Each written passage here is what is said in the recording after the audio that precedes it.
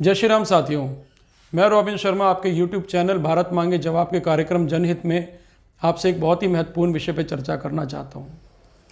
और विषय भी कैसा, राष्ट्रहित का। जैसे जो हमारे चैनल पे हमेशा हम लोग राष्ट्रहित के मुद्दों पे ही चर्चा करते हैं।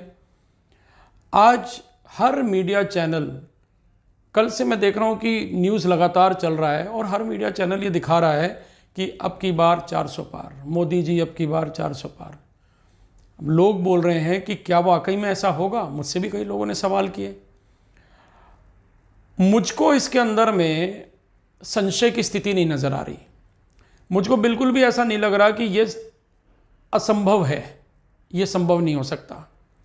और उसके पीछे ना बहुत सारे कारण हैं। बार बार मैं अगर इस बात को कहता हूं कि कमल अब की बार 400 पार, कमल बोले तो जो भारतीय जनता पार्टी अब की बार 400 पार, उसके पीछे की वजह है, उसके पीछे की वजह है यूपीए शासन काल में हिंदुओं के खिलाफ और राष्ट्र के खिलाफ जो एक कुचक्र रचा जा रहा था।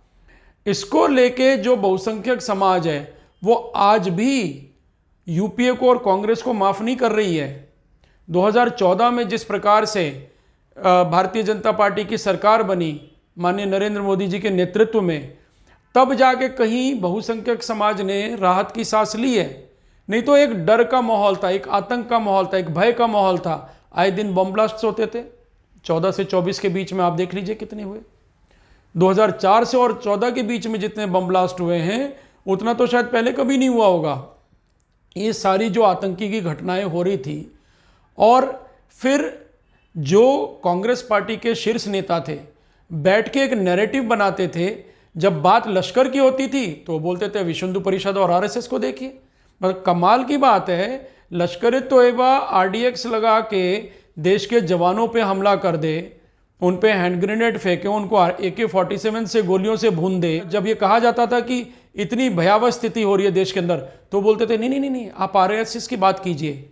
वो दिखाते थे कि आरएसएस के स्वयंसेवक लाठी लेके घूम रहे हैं, तो आरएसएस की लाठी और AK-47 लश्कर तोयबा का इनके लिए एक बराबर होता था। ये अजीब सी स्थिति थी। फिर जो कांग्रेस के बड़े नेता थे वो बोलने लग गए हिंदू आतंकवाद है जी। अब इनको हिंदू आतंकवाद पता नहीं कहां से नजर आ गया। और जितने भी मामले इन्होंने गढ़े हिंदू आतंकवाद के, सारे एक एक करके धाराशायी होते चले गए। तो हिंदू समाज को यह लग रहा था कि हमारी सुध लेने वाली सरकार तो है ही नहीं। सब 2014 का इंतजार कर रहे थे कि भाई 2004 से 9 के बीच में इनका चरित्र हमने देख लिया, और 9 से 14 के बीच में आगे आने वाले समय जो अंधकारमय था हिंदुओं के लिए वो नज़र आने लग गया।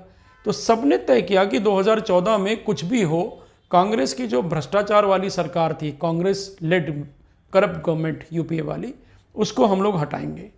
हिंदू विरोधी जो सरकार थी यूपीए की, उसको हटाएंगे और देश के अंदर में राष्ट्रहित की बात करने वाली सरकार को जगह दी जाएगी। और वो नरेंद्र मोदी जी के नेतृत्व में फिर एनडीए की सरकार बनी 14 में।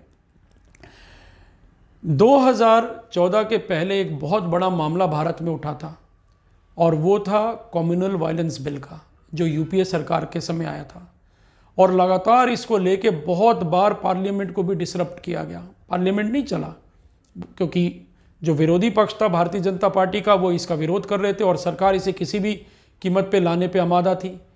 उस समय जो न्यूज़ रिपोर्ट्स थी, सबने पढ़े होंगे, मैंने भी पढ़े, और आज भी अगर कोई चाहे तो गूगल पे उसे एक्सेस कर सकता है, जिसके अंदर में ये बात प्रचारित की गई कि कांग्रेस गवर्नमेंट जो थी वो, अच्छा, और ये मैं आपको बता दूं, जो कम्युनल वायलेंस बिल है वो एनएससी के द्वारा तैयार किया गया था ड्राफ्ट इसका, नेशनल एडवाइजरी काउंसिल, जिसकी चेयरपर्सन सोनिया गांधी जी हुआ करती थी उस समय।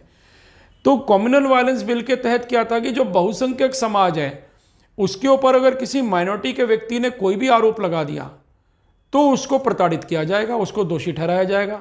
अब उस हिंदू को यह साबित करना है कि नहीं साहब मैंने कोई गलती नहीं की, ये साहब ऐसा कह रहे हैं, ये गलत है, यानी कि प्रथम दृष्टया उसको दोषी ठहरा दिया जाएगा। आपने एलिगेशन लगाया और मैं दोषी हो गया। ये कम्युनल वायलेंस बिल में ऐसे प्रावधान थे, जिसकी वजह से देश के अंदर हिंदुओं को बड़ी समस्या हो रही थी और देश का बहुसंख्यक समाज ये मन बनाए बैठा था कि कुछ भी हो जाए यूपीए गवर्नमेंट को हम लोग उखाड़ फेंकेंगे। अब वहीं पे आज हम लोग बात करते हैं नरेंद्र मोदी जी के एनडीए गवर्नमेंट की।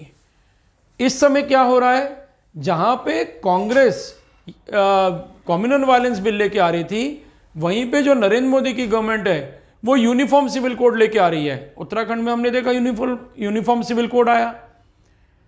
और इसी तरह से अगर देश भर में ये यूसीसी लागू हो जाता है तो देश का जो बहुसंख्यक समाज ही नहीं, अपितु जो अल्पसंख्यक समाज भी है वो भी अपने आप को बहुत ज्यादा प्रोटेक्टेड महसूस करेगा। एक तरफ कम्युनल वायलेंस बिल लाके दो समाज को लड़ाने की तैयारी में थी कांग्रेस के माध्यम से कि ये मुसलमान और हिंदू लड़ते रहे, ये अल्पसंख्यक बहुसंख्यक लड़ते रहे और राजनेता बैठ के उसके मजे लें। तो देश के प्रत्येक नागरिक को यह बात समझ में आई कि कहीं ना कहीं देश को फूट डालो राज करो वाली नीति पर ले जा रही है कांग्रेस। जैसे अंग्रेज किया करते थे वही काम ये कर रहे हैं। और आज अगर नरेंद्र मोदी की गवर्नमेंट है, भारतीय जनता पार्टी की गवर्नमेंट है और वो यूनिफॉर्म सिविल कोड लेके आ रही है तो इसमें कहीं भी किसी को कोई आपत्ति नहीं, कोई परेशानी नहीं हुई। उत्तराखंड में लागू हो गया, कहीं कोई विरोध नहीं, कोई प्रदर्शन नहीं, क्योंकि हर व्यक्ति को समझ में आ रहा है वो उनके हित में है। तो इसीलिए ये जो बातें हैं, ये बात में मैंने आपको स्पेशली कम्युनल वायलेंस बिल और यूसीसी की बात मैंने आपको इसलिए आज बताई है कि जब भी हम बात कह रहे हैं कि अब की बार 400 पार, अब की बार 400 पार, तो वो उसके पीछे का रीजन यही है कि मैं आपको वो पुराना समय याद दिला रहा हूं और जो लोगों को भी याद है कि किस तरह से समस्याएं थी और कैसे उन समस्याओं से बाहर निकलने का और निकालने का प्रयास वर्तमान सरकार ने किया, मोदी जी की सरकार ने किया है। तो इसीलिए कोई बड़ी बात नहीं है, अब की बार 400 पार हो ही जाए। महिलाओं को चाहे आरक्षण के माध्यम से मजबूत करने की बात की जाए, महिलाओं को ज़्यादा से ज़्यादा सीट्स देने की बात की जाए, महिलाओं को फोरफ्रंट में रखने की बात की जाए, हर चीज़ में तो सरकार अपने रोल को अदा कर रही है। संदेश खाली में जिस तरह से महिलाएं पीड़ित हुई, और बड़ी बात है इंडिया गठबंधन के जो सदस्य थे वो संदेश खाली पे अगर चर्चा करते ना तो शायद भारत के लोग एक बार को इन पे विश्वास भी कर लेते।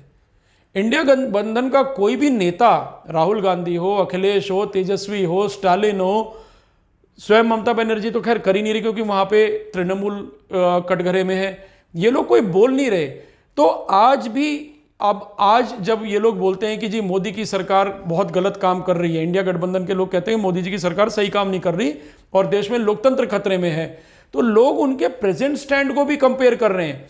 पास्ट तो देख ही रहे हैं, 4 से लेकर 14 तक का स्टैंड बस 10 साल पे ही चर्चा कर लें तो वो बहुत है इनको डुबाने के लिए, बाकी 60 साल तो छोड़ ही दीजिए।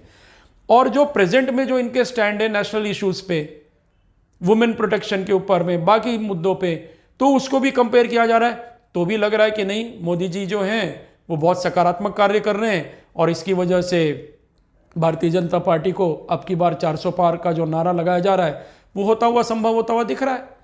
तो इसीलिए दोस्तों एनडीए की जो लीडरशिप है वो इंडिया को स्टेबिलिटी दे रही है, भारत को स्टेबिलिटी दे रही है। एनडीए की जो लीडरशिप है मोदी जी के नेतृत्व में वो हर वर्ग के लिए प्रयासरत है। और सबसे बड़ी बात है कि कम्युनलिज्म को, सांप्रदायिकता को खत्म करने का प्रयास कर रही है, कहीं भी सांप्रदायिकता को शय नहीं दे रही। इसीलिए यूसीसी जैसा बिल लाके सांप्रदायिकता का जो एक माहौल था उसको खत्म करने का प्रयास किया जा रहा है। हर नागरिक को समान नागरिक अधिकार दिए जा रहे हैं, हर नागरिक को, चाहे कोई भी हो, सबको समानता का अधिकार देने की बात की जा रही है।